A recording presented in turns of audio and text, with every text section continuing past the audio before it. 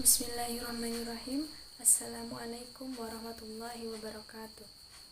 Alhamdulillahirrabbilalamin.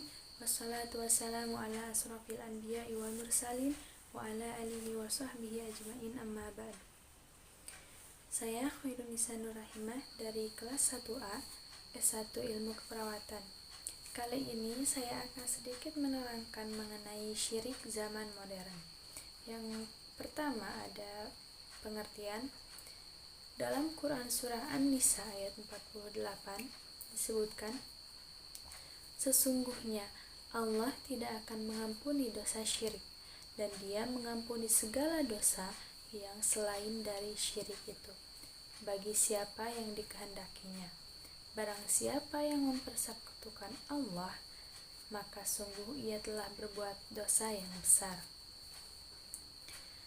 Syirik yang berkembang pada zaman dahulu adalah syirik jali, yaitu mempersekutukan Allah secara terang-terangan. Namun, syirik yang berkembang pada zaman sekarang yaitu syirik khafi, yaitu syirik yang mempersekutukan Allah secara tidak sadar. Pembahasan yang kedua ada bentuk-bentuknya. Yang pertama, menganggap yang menyembuhkan penyakit adalah dokter, tabib, atau obat yang diminum. Padahal, tabib atau obat hanyalah wasilah atau sarana. Yang menyembuhkan adalah Allah semata. Sebagaimana dalam firman Allah, dan apabila aku sakit, Dialah yang menyembuhkanku. Quran Surah Asy-Syu'ara ayat 80.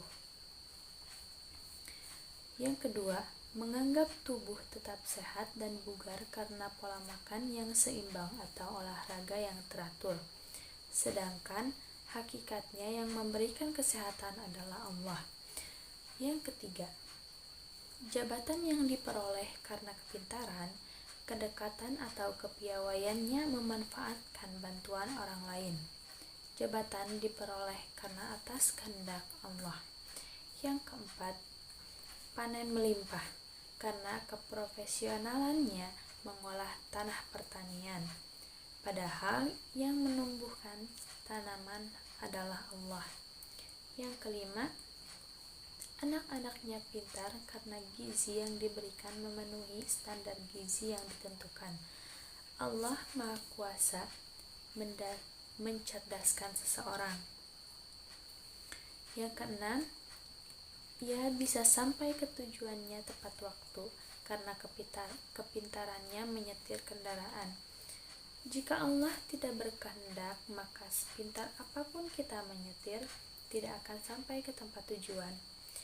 Dan yang ketujuh, mempertuhankan undang-undang buatan manusia atau syirik undang-undang dengan mengesampingkan undang-undang Allah. Bentuk lain dari syirik modern adalah yang pertama, kesyirikan dalam ramalan horoskop dan feng shui. Ramalan melalui perbintangan. Ramalan model ini digandrungi oleh kaum remaja dan pemuda untuk meramal masa depan mereka, terutama soal karir dan percintaan. Padahal fenomena ramalan bintang berasal dari tradisi mitologi Yunani yang menuhankan dewi-dewi mereka yang berwujud bintang-bintang. Demikian pula ramalan ala feng shui yang mengaitkan kondisi rumah dengan nasib seseorang di masa mendatang. Sebagai seorang muslim, perbuatan seperti ini tidak boleh dilakukan karena yang mengatur rezeki, nasib, jodoh, dan maut adalah Allah semata. Yang kedua, ada perbuatan syirik melalui SMS. Seperti mengirim SMS, ketik reg spasi jodoh kirim ke titik-titik, ketik reg spasi nama kirim ke titik-titik, dan sebagainya.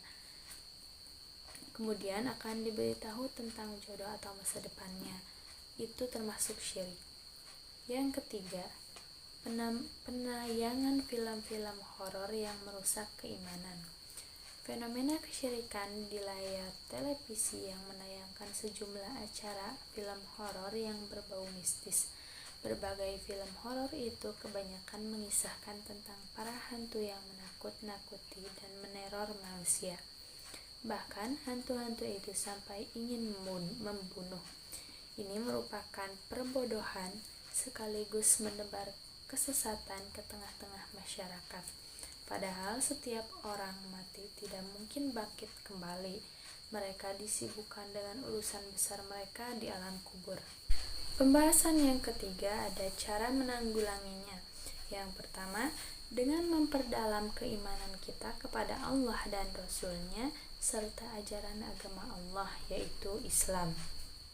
Yang kedua, terbiasa dengan kerja keras dan berdoa pada Allah dalam setiap pekerjaan yang kita lakukan dan mengharapkan hasil yang terbaik hanya kepada Allah. Yang ketiga, meyakini bahwa tidak ada kekuatan dan kekuasaan yang lebih besar dibandingkan dengan kekuasaan dan kekuatan Allah. Yang keempat, banyak mengingat Allah.